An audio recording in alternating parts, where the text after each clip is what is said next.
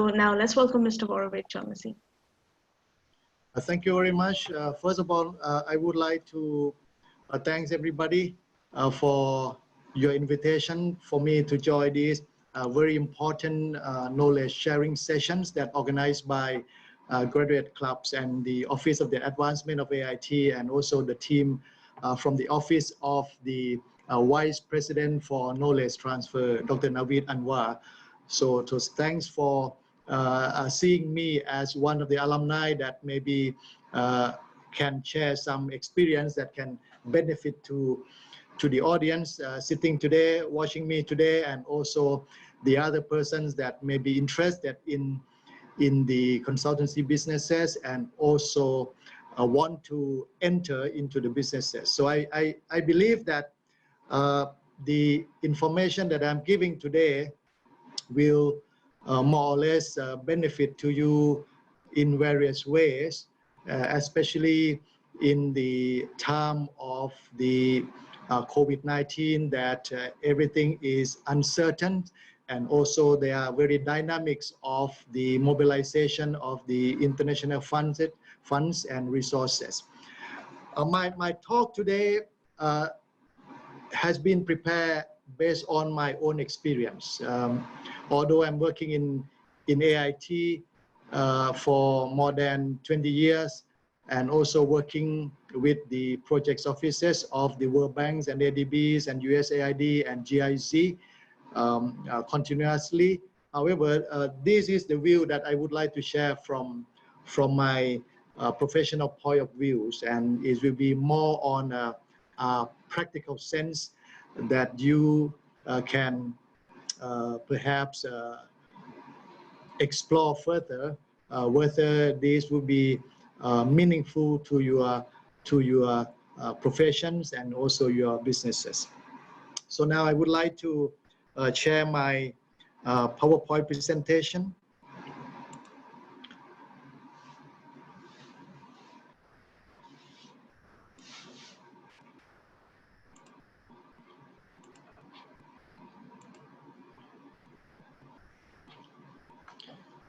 So the topics that I would like to share is basically starting from my thought that inside the consultancy business, there are elements that one has to understand, and also one has to consider to set as the business strategies to join the business, to enter into the business, and also to engage in the very robust, or it's very dynamic, businesses, because these businesses is not only coming from the needs which is demanded by the international organizations or funding organizations, but also is a combination of the well-fine-tuned of the country customers that would be accepted to get the money from the international organization and development agencies to get the money in order to run the projects, to make the constructions, to develop the organization. So it is a combination of both sides on the supply side of the thing that we see from the view of the global businesses, and also we see from the view of the needs or demands at the national level or at the regional level, and also from the customer level. I'm dividing my presentations into 6 boxes. The first boxes will be related to my viewpoint into the consultancy business. This will give you a background of the message that I will give you today.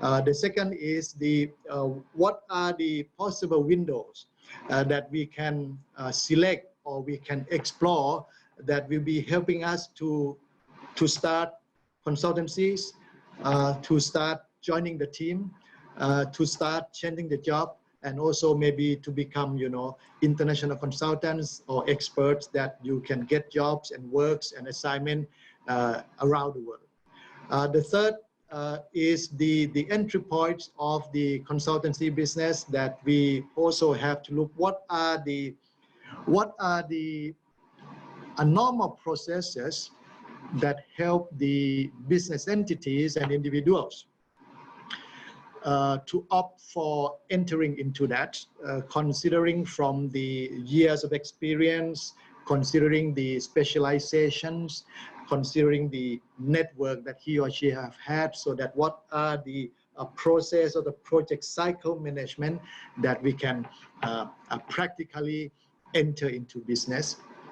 And the next one will be the values positioning of the organizations or the business entity that has to be built so that you are very focused on going through that business. You are very focused on the strategy that how you going to win the project proposal, and also the business focus that how you are going to be able to get the repeated projects based on the consultancies, dynamisms in the global community now. So what are the values that we should keep in mind so that we are very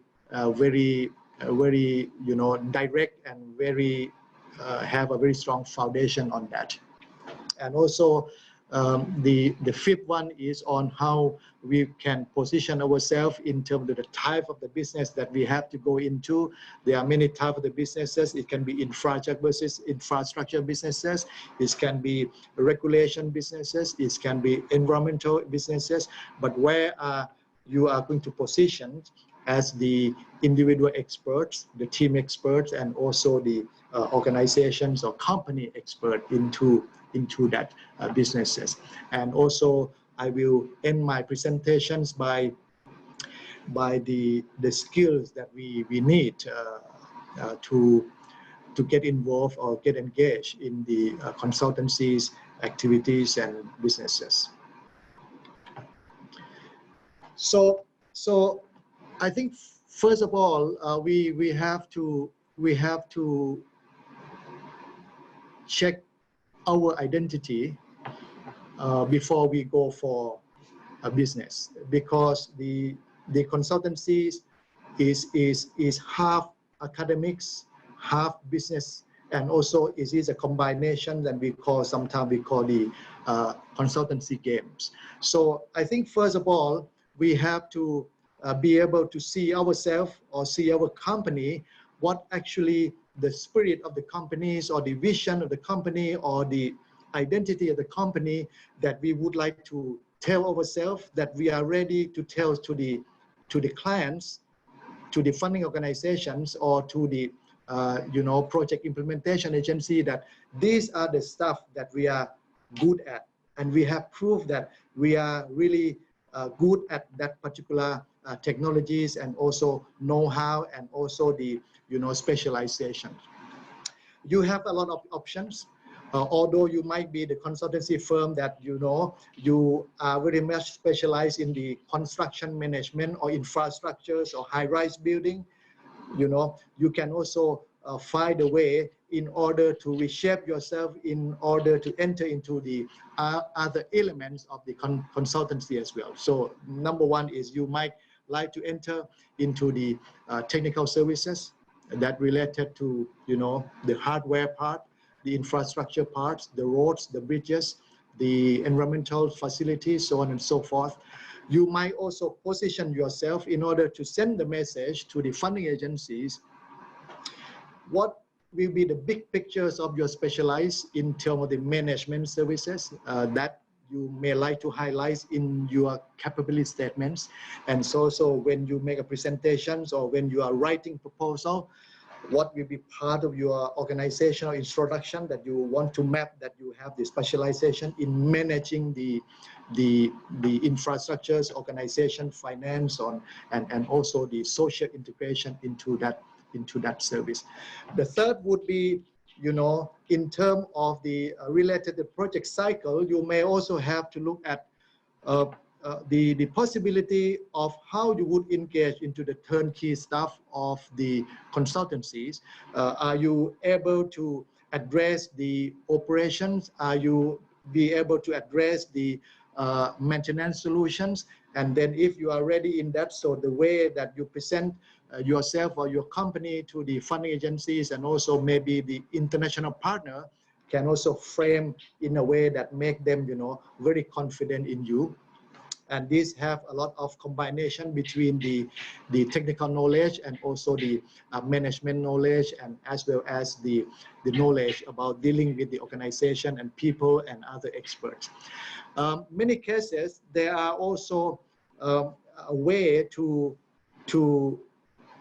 set the identity that you are maybe very fit into the soft sides of the consultancy. You may like to go into how the government organization can make use of the policies that they have had, or how the government organization have to adjust the policies and regulations to fit into the new things that you bring into the system, or how the policies, how you are going to invent the policy that will help the project organizations or the government organization to solve problems and challenges. Or you may see yourself as a third party, that you have a very legitimate status where you can play as the evaluators of the project. So you are coming at the end of the project cycle, where you are saying to the international funding agency that you are the third party providing the service in terms of the project evaluation, project impact evaluations. And last but not the least, what is your positioning, where you are putting yourself into the context of the works that you have to do, especially putting yourself, putting your spirit, putting your skill that match that with the expectation, the benefit that the project beneficiaries would get. So this is very important, that prepare yourself, that what is your capacity and your spirit that you would come forward as the consulting firms and independent consultant or freelance consultant. This is very important. Be clear to yourself, and also be clear to your message, be clear to your statement. And then you might have just only one or many of these, but don't worry about that. You can connect them later to make sense of your presentation, of your capability to go into the steps, the various stage of the businesses. There are many windows, and I can share with you some of the pragmatic windows to go into the consultancy business.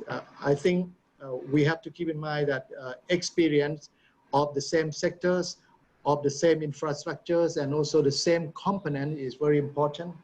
And we know that the more of experience that we have, exposure to various type of the funding agency. For example, if you have more experience with the World Bank, you have more experience with the ADB, you have more experience with the EFAT or the FID or GIZ, this will be a position or status that you can, can make your organization, make your company very firm, that, we have learned a lot in terms of the working in that particular funding organization.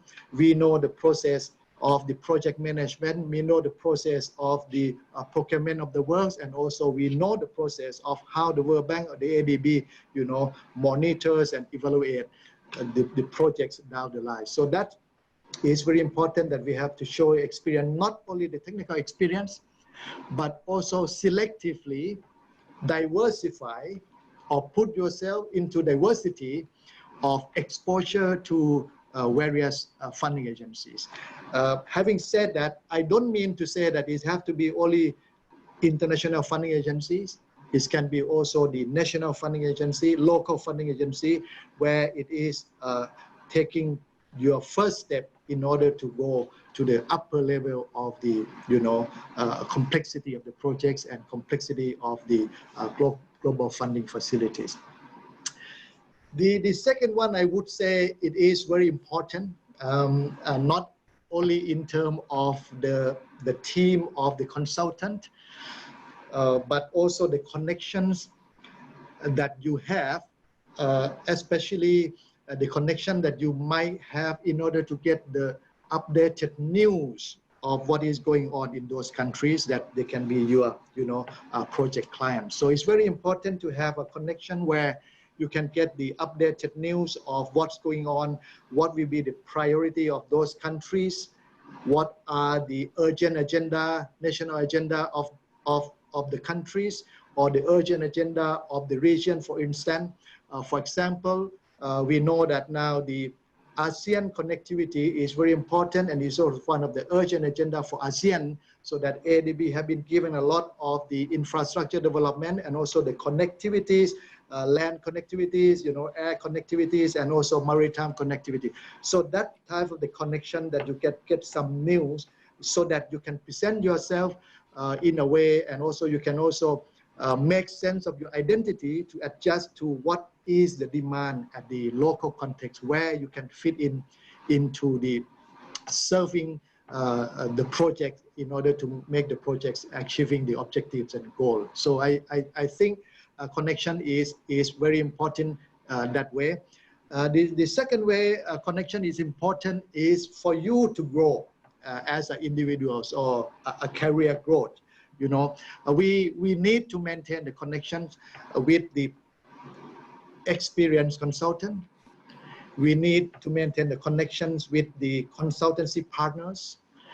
Perhaps we also have to create the connections with the big giants, big firms, so that we can start learning how to become, professional consultant, and also be able to get big business, and also engage in that business, and also keep learning. So consultancy is a learning process that where you can also learn from the senior consultants, experienced firms, and also the local organization or national firm which have a lot of experience in the local context. Nowadays, we cannot forget about the local firm, because they are the one close to the area that we want to develop.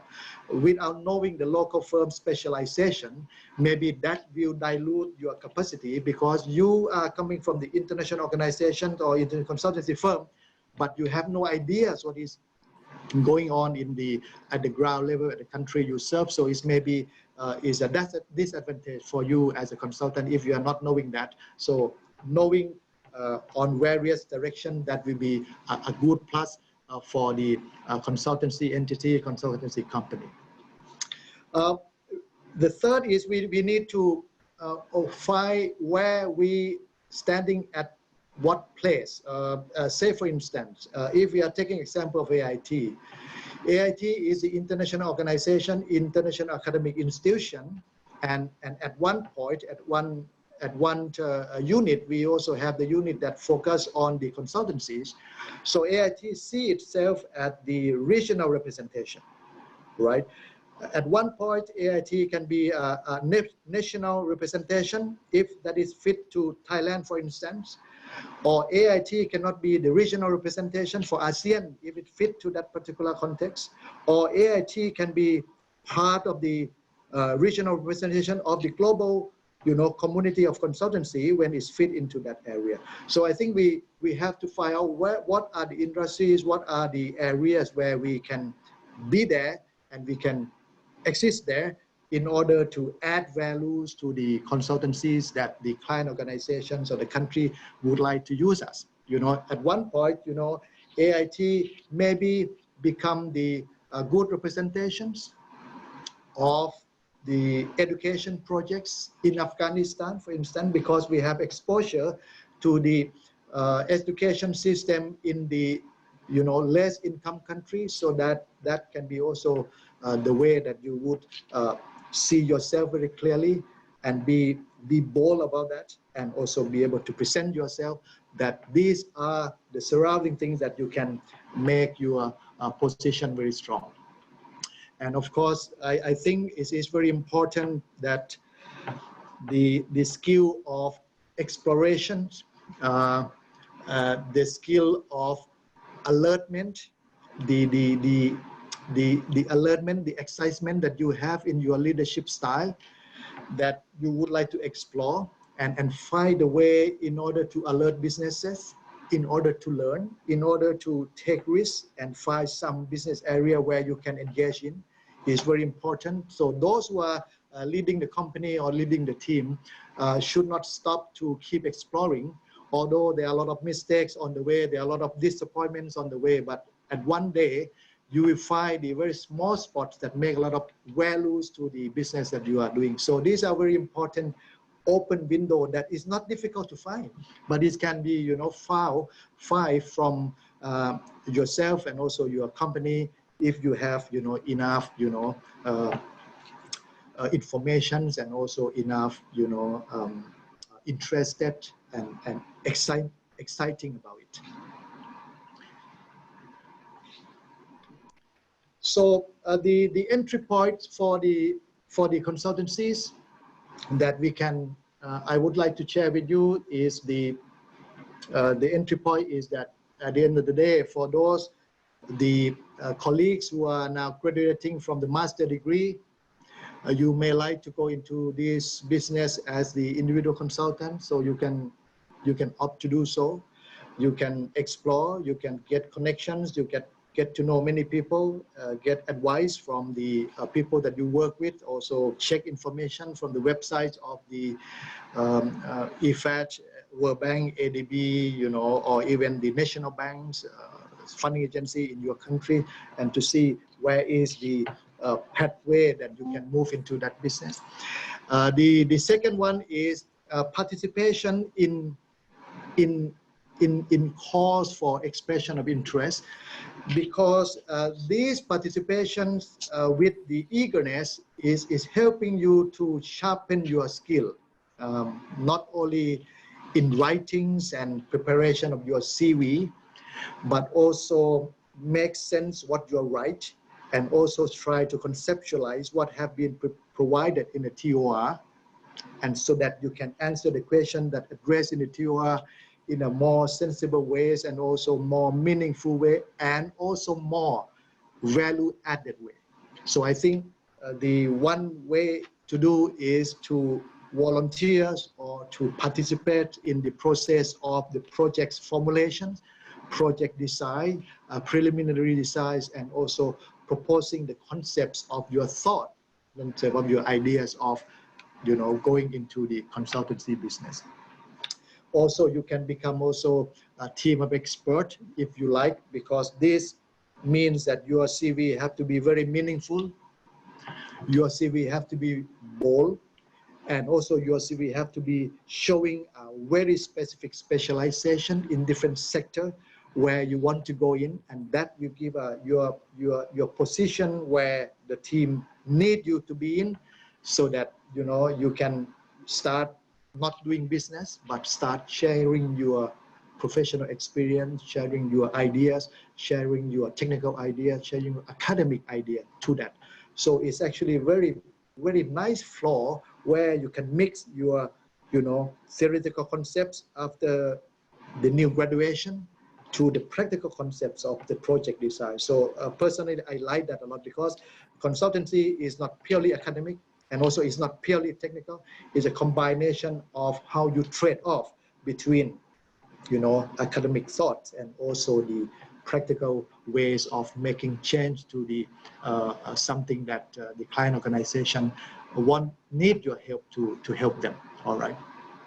Also, another way is, as I say, making connection with the international firms is very important.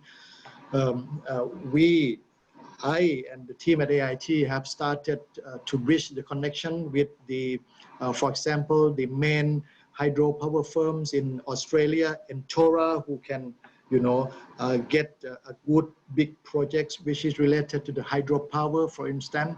We also bridge the relationship with the Price Waterhouse, where they can also get a big chunk of the projects that related to the regulatory reforms, PPPs or private sector engagement and infrastructure projects, and also financing projects.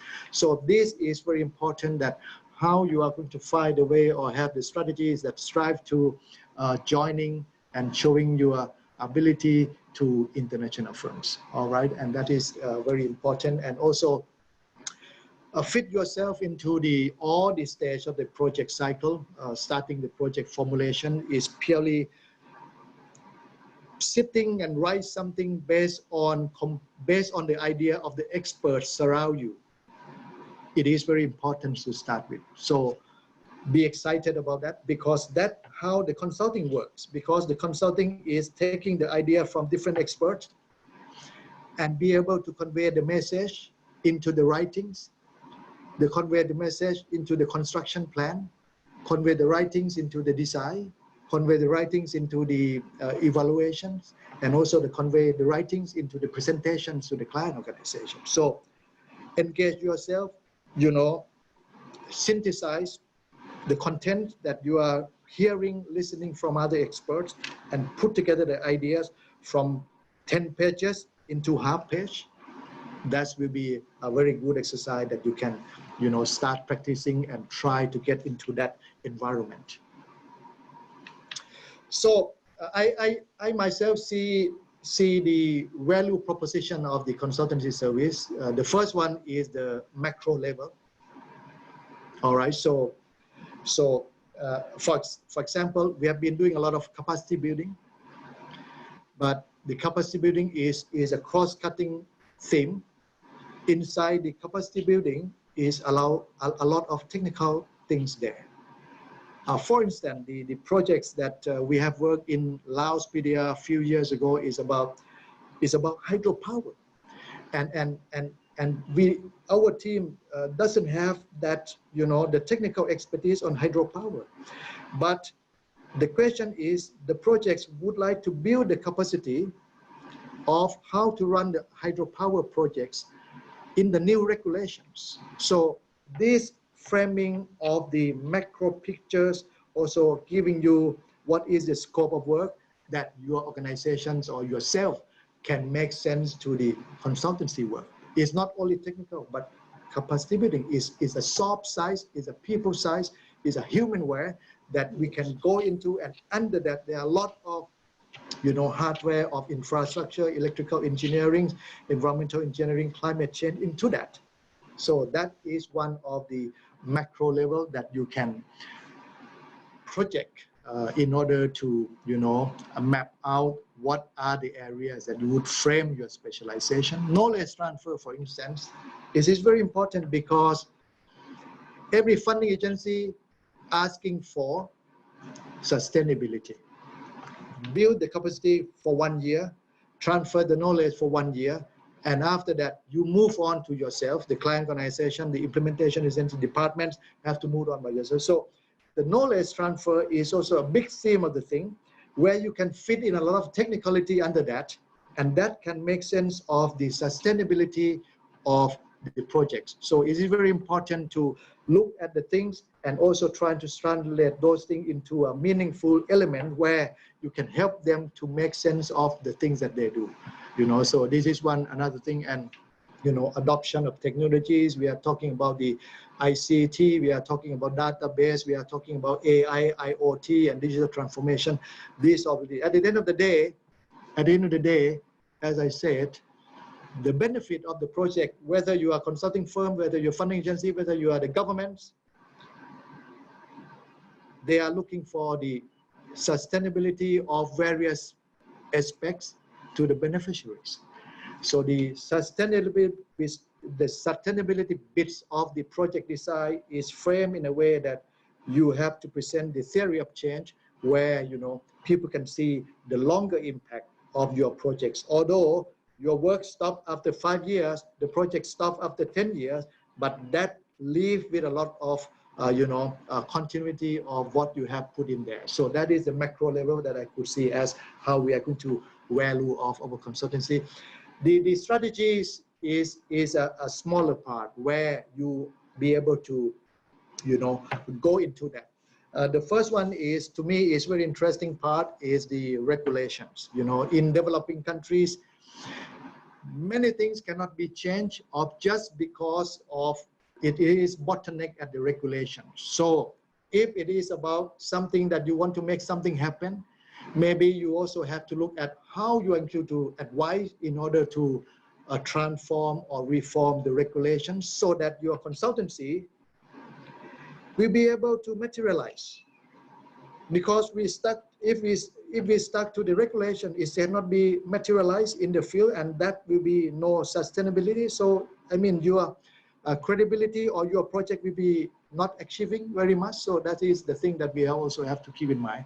And also in terms of the institutional arrangement, just imagine that if you would like to put something, technology for instance, for some organization, but the organization have not been arranged to absorb that intervention from you or suggestion from you. So how can it move? So I think we may also need to consider the strategies where you can make sense of the intervention that you are helping and make it work. So this is one thing that we can think about. Upskilling, you know, this is another thing that we can also think about, the building the organization development, the competency development, capacity building, training, human resource, education, so on and so forth.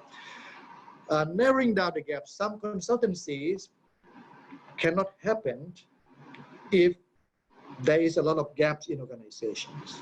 So this thing maybe you can explore, and you can say to the funding agency that, hey, now you are going to make this change, but there is a lot of gaps of the organization. Why don't we address that first? So this type of, you know, ideas and concept that you created, that might also create some of the idea to the funding agency that, all right, so before we do a big project, maybe we need to study that first, so that we try to map the gaps of the different units or different regulations, and then we prepare the organization to make a big change of having the big projects, and that will be the consultancy project. So this is also another way that you can look in the consultancy, so that you can go into the business line that what you want to be engaged in, right? Private sector engagement is also the same, and also the social inclusion nowadays is very important. All infrastructure projects need social safeguard, need social inclusion nowadays, need participation of a civil society organization. So without that, at the point where you want to make the business position, then that may be making your proposal not very strong. But if you include non-technical and something which is very popular, is global interest, and also is the trends of today, that will be also helping you to be able to, you know, pitch the consultancy business. So I just go quickly in this slide. So the consultancy business can be the new technical solution. So if you are the tech organization, you might like to propose that to the project. Can be also planning and operationalization. Operationalization is very important. This is like after you do the projects, how you will help the organization to run that project. Modernization of the existing system, and this is a very popular one in the government finance system, the database system. You know, using the digital technology into the running of the organization. That's another thing that you can go into. Implementation of the new regulation, as I said, this is very important. Without changing the regulation, without, you know, having hint of the regulation that serve the sustainability, can be also a bit of, you know, ensure that there will be an ongoing process. And also address the current trends like COVID-19. This is very popular now, especially in the health sector. The, you know, telemedicine, and also medical technologies. These are the trends that you can go for, and also the e-learning, the AI, the e-learning platform, and so on and so forth. So position yourself in a way that there is a current change all the time, and try to fit in what are the priorities that you be able to mobilize the resources that can make, you know, your company and yourself, you know, interesting. The important skills that we need, I would pinpoint here. Number one, very important, the analytics of the term of reference. This is very important. You need a thorough understanding. You need a comprehensive understanding of each components in order to make the good, you know, concept conceptualizations of your proposal. This is very important. So term of reference is very important. The second, the below one, idea creation. The idea creation is part of your proposal or your concept note that ignite the ideas to the funding agencies, and that ideas will also add value to the change process that they want to see. And that ideas also has to match with your storyline in your presentations or your writing.